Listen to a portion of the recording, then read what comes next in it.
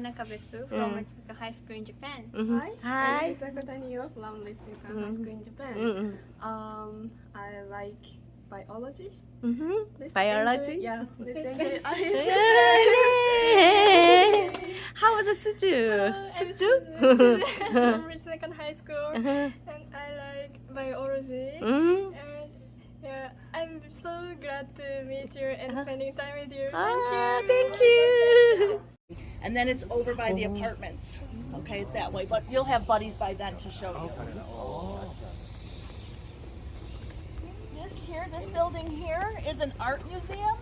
Oh. So during the week it will be open and you can go in and kind of tour around.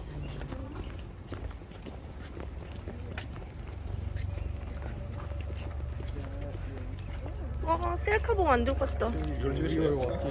그렇지 그냥. 그건 네가 찍어. Is it duck or dog? Geese. Alright. I stepped on it twice this morning.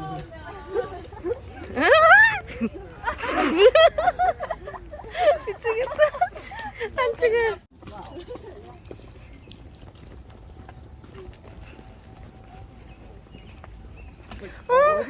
Kids color. Like they also have like people's names. Yes, they're all dedicated by either a Vincentian priest or someone that has donated money to the university.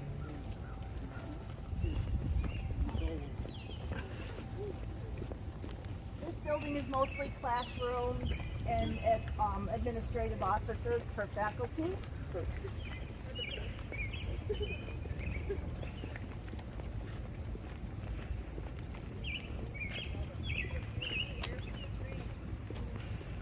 해설이 너무 좋아. You must be.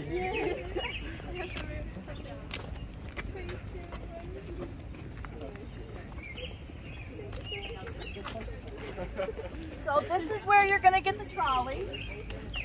Okay? So you're looking for the Discovery Shuttle. It's called the Discovery Shuttle, okay? So you can stay here. That building right there is the Gallagher Center.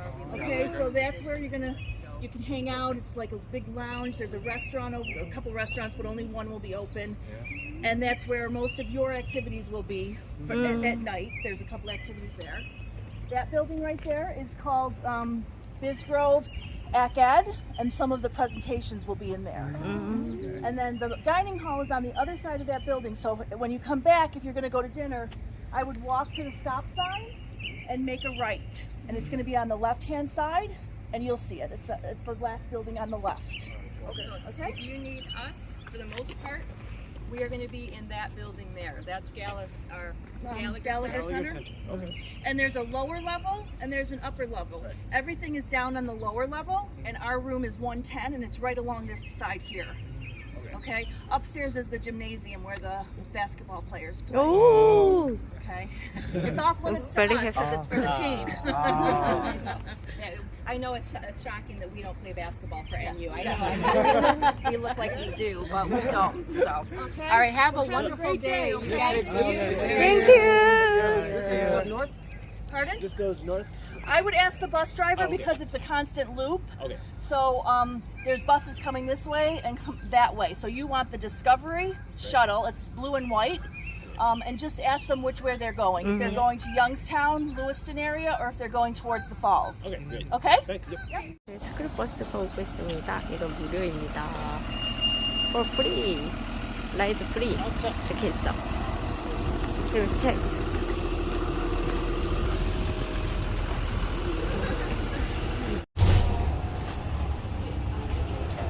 That's called a silo right there. Silo. Good food in there. What stop is this? This is the Lewiston Waterfront stop. Oh, okay. We ought to be coming here on the way back.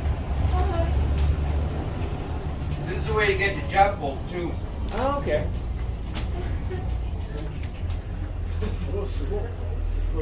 There's one of the jet boats. One of the jet boats is down there now. Okay. It's one that's half open and half closed. Right. Which, that's the jet boat.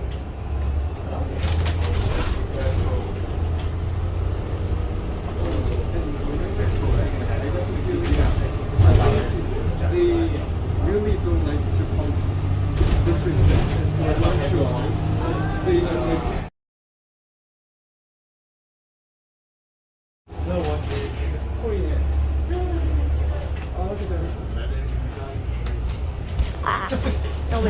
있어.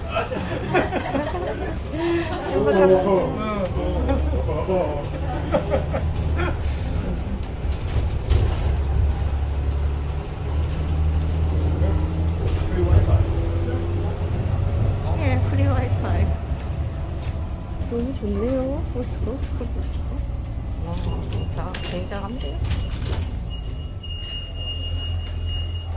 이거요,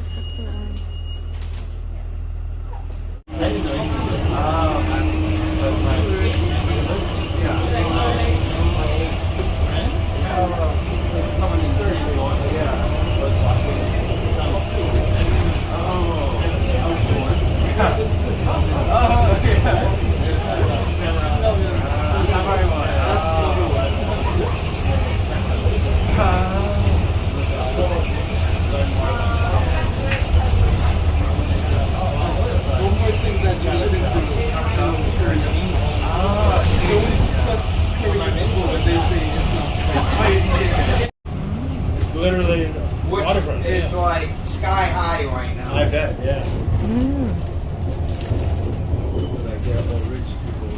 That's why very expensive. Yeah. Waterfront. Europe, yeah. So you're on the river. Yeah, Paris Riverside. Yeah, of course. Of course, yeah. On the river. Yeah, every Yeah. riverside houses are expensive. Rivers or beach. Yeah.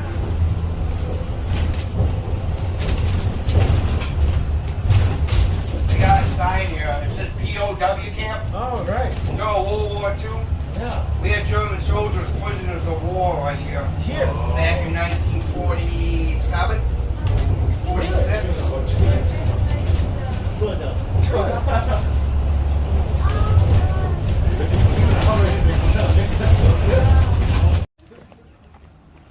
형 고프로 안 해도 되나?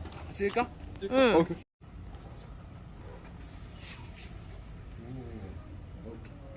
근육.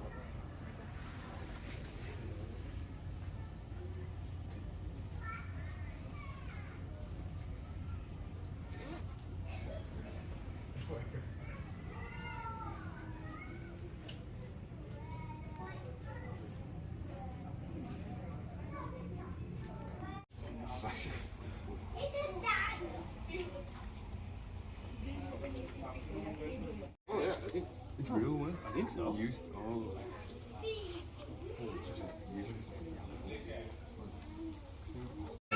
그 사람 열몇 명이서 쪼르륵 서 있어도 그것보다 훨씬 진짜. 나드려 사진 박사님 사진 찍으시.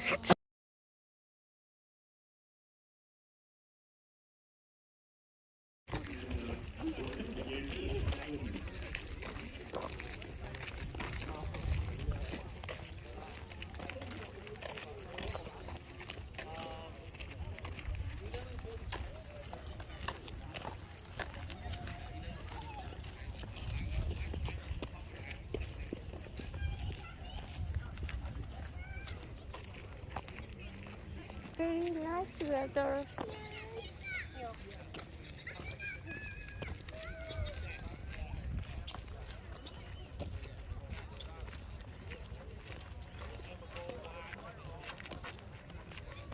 Look at the sky. So beautiful. Okay, yeah.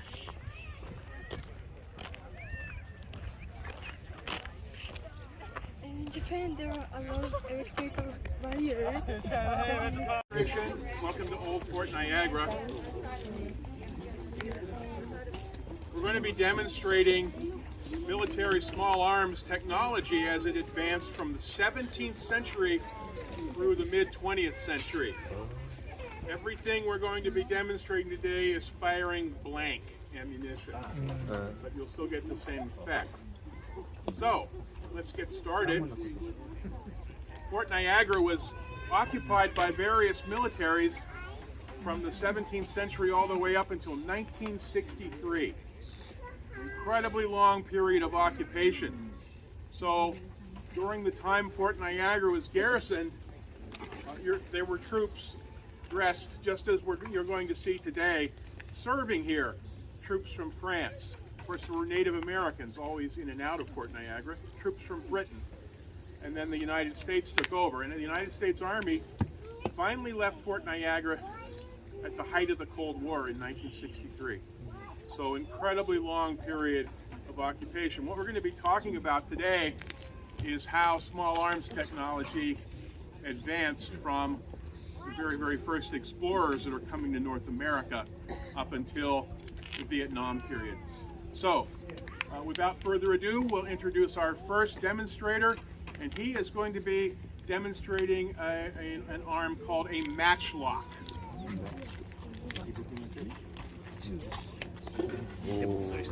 Good morning, everyone. So, very early in the exploration and the colonization of North America, the firearms that the Europeans are willing to send over and are equipping their soldiers with is still rather basic in terms of the technical data. So this is called a matchlock musket. A musket describes the inside of the barrel, meaning it is a smooth bore barrel. There is no rifling present, and it is firing an intentionally undersized projectile, meaning that these muskets, which are going to be the standard in these militaries for the next couple of centuries, are a little less than accurate, but they're cheaper to produce and they're much faster than the rifles that are around in the same period. But importantly, this is a matchlock, which means the lock of this gun, how this gun's actually going to fire, is controlled entirely by this piece of cotton cord, match cord, which is cotton cord soaked in potassium nitrate, causing it to burn slowly and intensely, sort of like a lit cigarette. That piece of cord is going to be secured into this jaw, which is controlled by this lever. And that is the entire gun. It is essentially a hand cannon with the addition of, well, we'll call it a trigger. So, to actually load and fire this piece, I'm going to start with the barrel. Now, for safety reasons today, I'm using a paper cartridge. Historically, these matchlocks are going to be equipped with what are called bandoliers, wooden blocks across the man's chest, which essentially contain what is in this cartridge, the powder and the projectile. So the powder charge, the projectile, and that paper to act as wadding is all going to go down the barrel. And I'm going to draw my baguette, or a ramrod, to act as a very large stick to push all of that down. Make sure it is properly secured. And then, of course, remove that and place that back. Now, I can attune to the slightly more interesting part. So, this little sheet of metal is covering a pan, a cup-shaped compartment.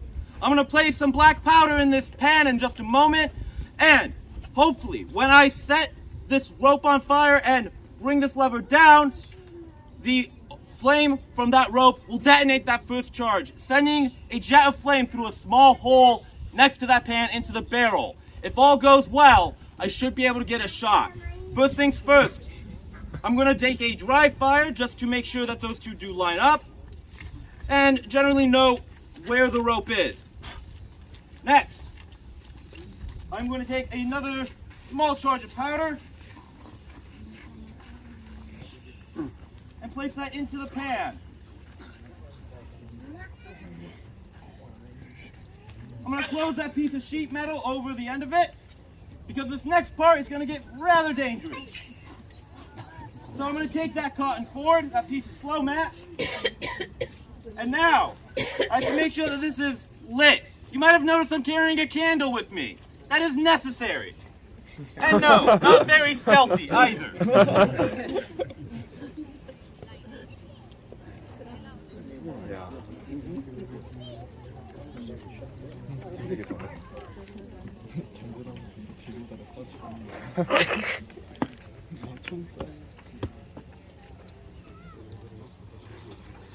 Now that I'm sure that that is good and secure and well lit, I'm going to place that back into this jar.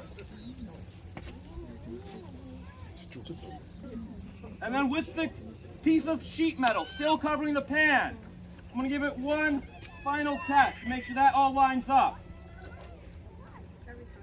Make some fine adjustments.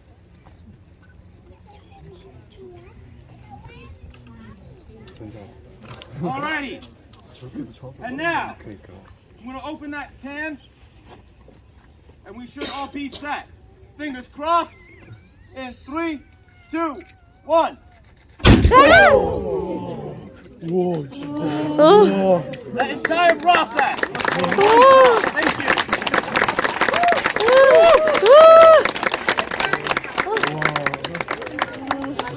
you. There's an enormous advance.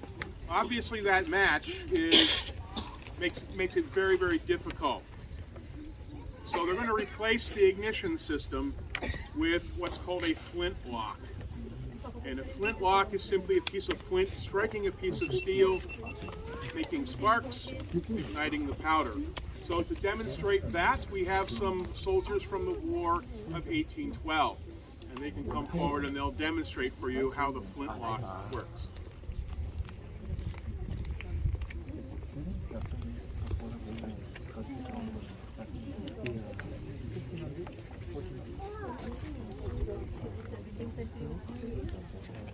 All right, this is a flintlock.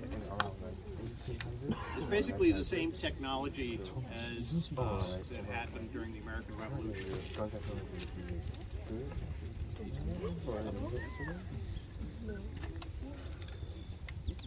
So you have a piece of flint, which is stone, is basically striking this pan, this frizzen, which flips open the pan, which ignites the powder, which then lights the main charge and fires the projectile. This is different than the matchlock, because matchlock, you had to manually expose the pan by pulling a lever. And if it's raining, your powder is going to get wet and your musket isn't going to go off. This has the advantage, as long as this is closed, it's probably protected from the wind and the weather, so you're ready to fire. This is a 1795 Springfield. This is the first musket that was manufactured in the United States. It's based on the Charleville, which is a French musket, because during the American Revolution, we were importing guns from France in order to fight, other than using your own personal weapon. It is smooth bore, which means basically it's a pipe, shoots a round ball.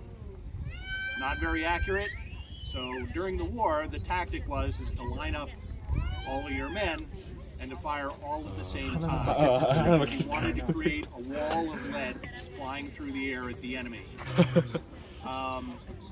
It's not very efficient. There's a lot of wasted gas propellant coming out the end. The balls generally didn't shoot more than 50 yards accurately. We have another kind. What are the balls made out of? The balls are made out of lead. Now this is a Brown Bess carbine. It's basically the same as a Brown Bess musket, which is a British musket. The regular ones were longer, of course.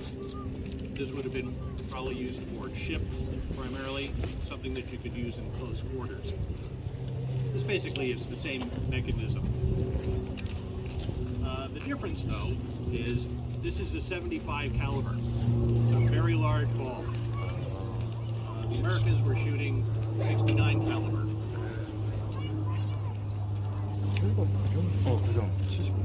Now, flint is a big advance, but it doesn't necessarily mean that your musket is going to fire every time. So we'll find out how good we are. We're not that bad. I'm low.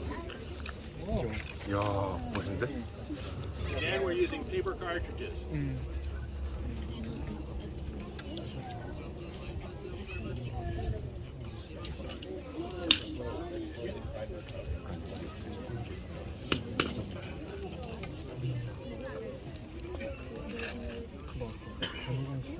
여성들도 대포 옮기고 빡해진다는. Oh, I got to get my ears ready. A good soldier can get off between 3 and 4 shots a minute. 3 or 4 shots, unless the 15. Make ready. 이거 아까보다 훨씬 낫다. Okay, aim. Fire. 두 개만 더. Shoulder arm. 50%.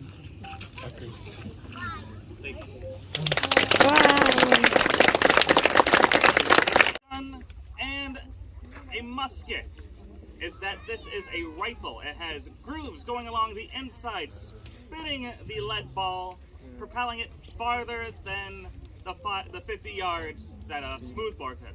On a good day, this can get up to 300 yards, hitting a man-sized target. Loading this is a little bit more tedious than loading a smoothbore. Like they were saying, it takes about 20 seconds to load the gun. This takes about a minute to load the gun. Before I even start thinking about putting a ball or even powder down here, I'm going to reach into my hunting bag and pull out a piece of fabric. This will act as patching for my ball to go down. But before I even put it down there, I gotta chew it. I need to get this thing nice and wet so it slides down the barrel a lot easier. So I'm gonna toss this thing in here. Get it nice and wet. Yeah, chew it. Next, I'm grabbing a powder measure. This, make sure you're putting down the correct amount of powder down into the barrel at all times.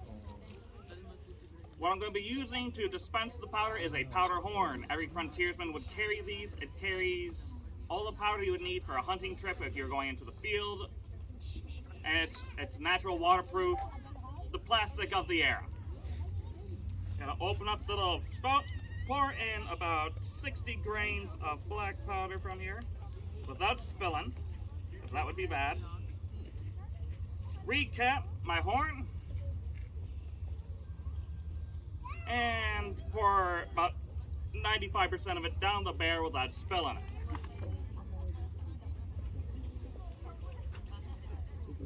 So the ball that the muskets use is about the size of a pea. It's about that, actually it's not a pea, it's about that big around. The ball that I use is this size.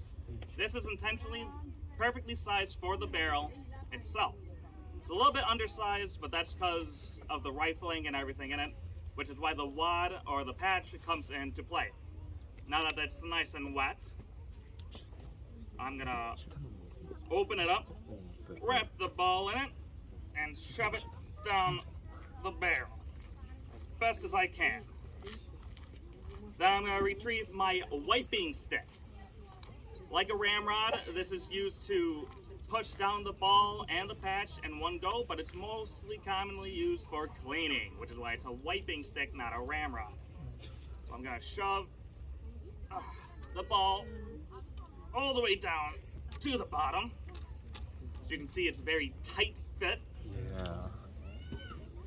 Now that everything's done in the business end, I can go to the lock, opening up and putting half cock on to the flint, grabbing my horn again, pouring just enough powder to fill up this pan,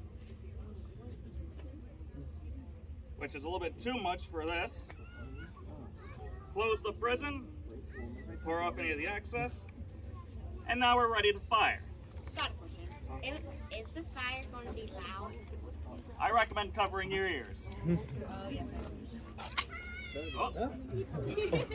Sometimes that does happen. Spark does not want to go down into the pan, but these things are very finicky. The humidity, the wind, anything could cause this to happen. Let's hope it doesn't happen a second time. Yeah.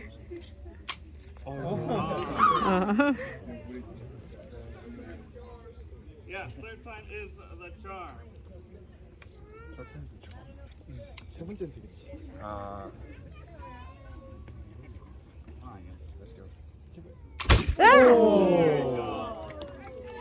There are enormous advances in technology between the War of 1812 and the Civil War.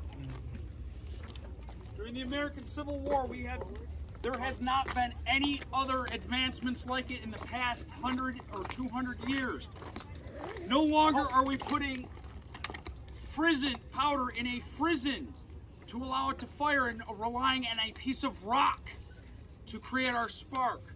Now we have a formulated mercury cap, which when struck hard enough will explode, sending a jet of fire down through the chamber into the barrel, firing the ball.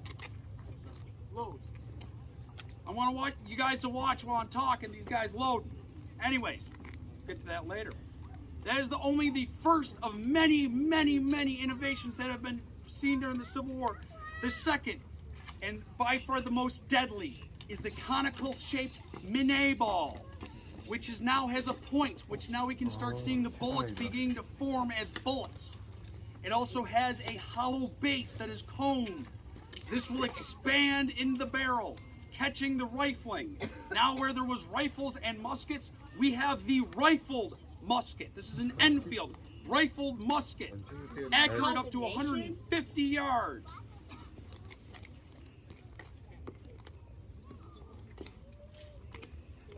Company ready. Aim. Fire. Prime. That is not all. They're going to prime. We now still have a ball, a powder cartridge, and a priming source. During the American Civil War, we are beginning to see the beginning of self-contained cartridges made of brass.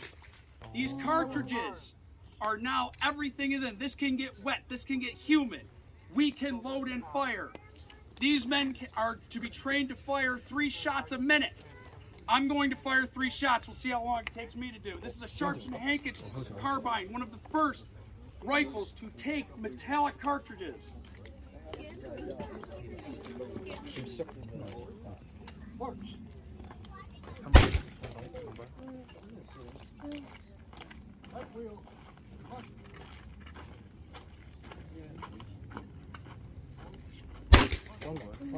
빠르다. 30시간 되겠네.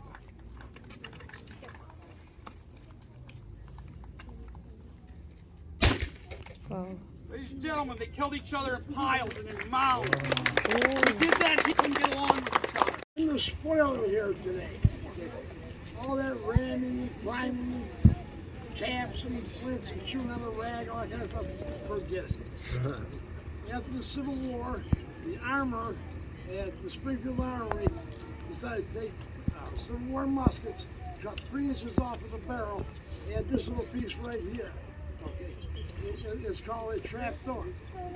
I can cock it back, open this up, 1 round goes in there. Close it up, I'm ready to shoot. After the round, after you fire, you open this up, it extracts and ejects the shell, and then you're all ready for another round. So all that ramming and all that, forget it. This is the way that the Army went. There were 2 or 3 different systems of the rolling block, bolt action, but this is what the Army used for 40 years. You open it up, there they go. It goes right in here. These are hard to load because they're square. There's no. It goes right in there. I'm ready. No ramming, no nothing. Do like this. Fire it. Should go off. No ramming. Cock it back. Extract and eject. I'm ready for another round. ramming 이게 없다. 하나도 없다. I want to know more about this. I'm down there by the Jeeps, by the provision room. If you want to come down there and talk 4570s, we can talk all day, okay? I can talk all day. Now we go to World War I. 1914, the war breaks out in Europe. The U.S. gets involved in 1917, and we begin to send millions of American soldiers over to fight on the Western Front. World War I, the war to end all wars, as they called it, saw enormous advances. They had airplanes, they had primitive tanks, they had lethal artillery, and they used poison gas on the front. So now we're going to visit with an American soldier, a doughboy from the First World War. So Fort Niagara during World War I was a training center for soldiers. One of the primary things happening in World War I, as many of you will know, is the use of trenches and the use of gas. So an area over here along the beach was used to construct a series of trenches, learning how to build them, learning how to fight from them. and also learning to deal with gas. So here I have a gas mask. World War I also has progressed in colors from when in the Civil War they were wearing gray and blue and these sorts of things. In the Spanish-American War, he's still wearing blue. Now we've transitioned over to the more modern olive drab color. The new hard helmet. The weapon has a five round at a time capacity, loaded from the cartridges carried in the cartridge belt here.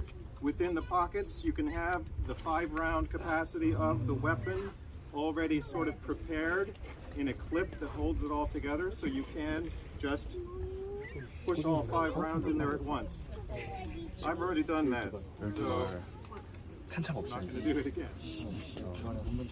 The gun can still jam and still misfire, but it has a much more rapid firing sequence and reloading sequence, and a much more reliable firing than some of the previous weapons, but we'll see.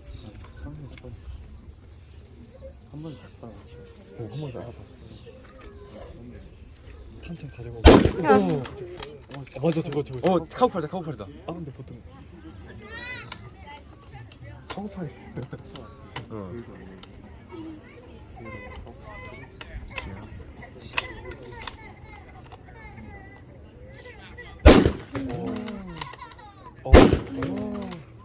네 발.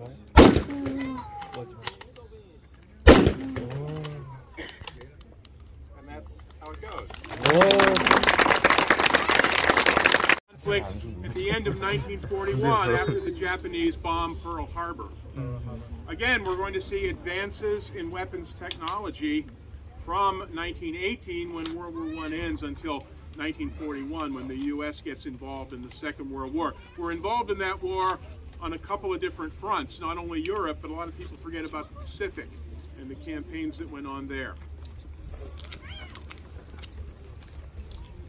How's it going, everybody? Thanks for coming out. We're going to be quick. I'm not going to bore you with any details and techniques of these weapons. I just want to see them shoot. So real quick, this is the M1 Thompson. Submachine gun. 800 rounds a minute is what this guy fires. 통이다. Main battle rifle of the U.S. infantry in World War II. We also have, it's a carryover from what you just saw. It's the 1903 bolt action, again 30-06. So this was used prominently through World War II as well.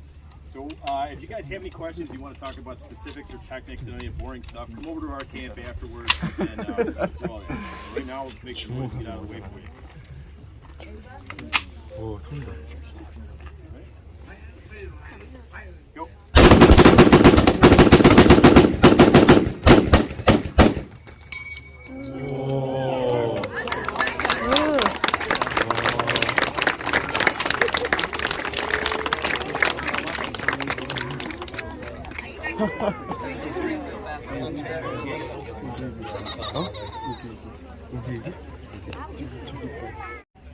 And with all the industries around Buffalo, the government was worried that Russian bombers would come and take all of that out.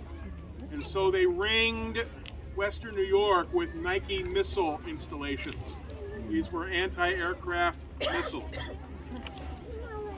The headquarters for those installations was here at Fort Niagara. So a fort that started out using muskets ends up using missiles.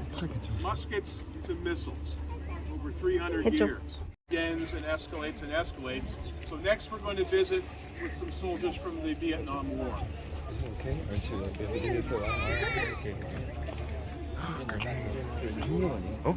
Morning, everyone. I'm going to talk a little bit about Vietnam here real quick for you. Lots of different firearms that were used during that era, but we're going to cover the M16. M14 was issued to these guys early on in basic training. Taught on the M14. M14 is a .308 caliber with a 20-round magazine on it. It could have select fire where you could go from semi-automatic or automatic. Problem is, the stock is wood. So now we get over into Vietnam, they're still using it early on, but they start finding what the problem is in jungle conditions of temperatures of 110 to 120 degrees at times with 90 to 95% humidity. They're running into issues with the stock breaking down, the wood's rotting. So they come up, they develop the M16. M16 had some problems with it when it first started out. There was issues with the actual powder inside of it and the timing on the cycling and the automatic fire, which is causing problems where these guys are having jam-ups in the middle of a firefight. That's a problem. So what they do is they come up and and also jamming, feeding. They give these guys out in the field with no training essentially on it. They don't know about it. They're used to using the M14, which had very low tolerances for that. These are tighter tolerances. Any little dirt, over lubrication, they're running into jam. Then they develop the M16A1, which we're demonstrating here. This here is uses a 5.56 round on it. It has a 20-round detachable magazine. It had your fully automatic capability, which could empty a 20-round magazine in 2 to 3 seconds, or your semi-automatic, which would be if you could do 3-round bursts on it. That said, we're going to demonstrate that. We are over by the South Redoubt. We're here till 4:30. If you guys have any questions, the last thing we just ask, it is Memorial Day weekend. Just remember why we're here and why we're doing this for the veterans that sacrificed for us. Thank you.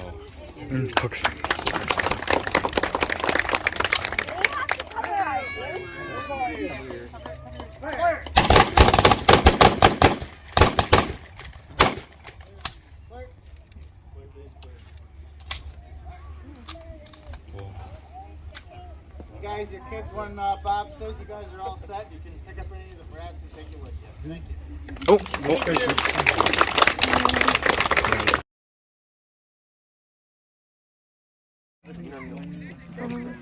뷰 너무 좋아. View is very beautiful.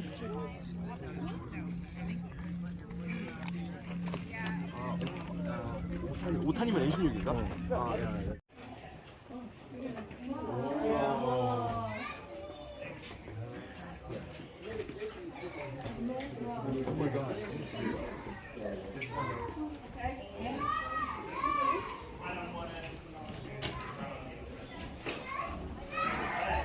이거 뭐지?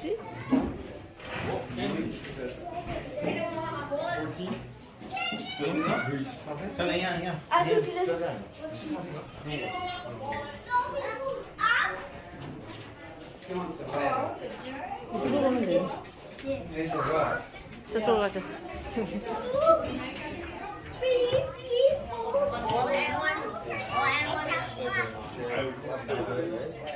I wish I could. To augment their meager rations by gardening.